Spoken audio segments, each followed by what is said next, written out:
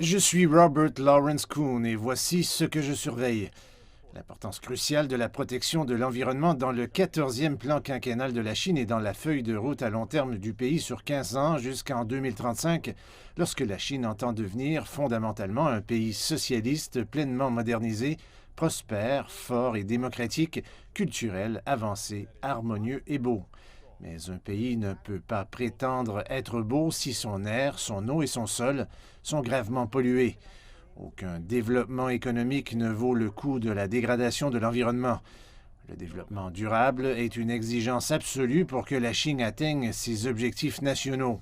Lors d'une récente réunion du Comité central pour l'approfondissement global de la réforme, la plus importante autorité politique du parti, le secrétaire général du PCC, Xi Jinping, a défini comme l'une des 4 priorités de réforme pour 2021 promouvoir le passage au développement vert.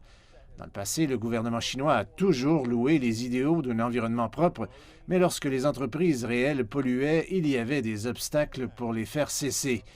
Les responsables locaux étaient plus préoccupés par les taux de croissance du PIB pour soutenir leur carrière et la corruption et les pots de vin pouvaient affaiblir l'efficacité de l'application de la loi.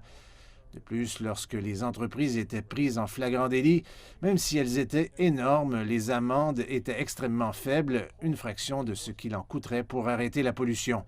En fait, les amendes étaient si minimes qu'elles constituaient pour les entreprises une incitation à continuer à polluer. Plus maintenant. Les fonctionnaires à tous les niveaux ainsi que les dirigeants d'entreprise savent désormais que les nouveaux coûts de la pollution l'emportent de loin sur les anciens avantages. Les amendes financières seront punitives et douloureuses et les carrières peuvent être mises en danger immédiatement. Il suffit de quelques exemples coûteux pour que chacun puisse comprendre la détermination du gouvernement à éradiquer la pollution. Nous remercions le président Xi d'avoir rendu le coût prohibitif et exprimé clairement la détermination de l'éradication de la pollution. Les nouveaux concepts de développement qui sous-tendent le 14e plan quinquennal constituent l'une des lentilles à travers lesquelles on considère la protection de l'environnement de la Chine. Parmi les 5 concepts, le développement vert au numéro 3 est en plein cœur.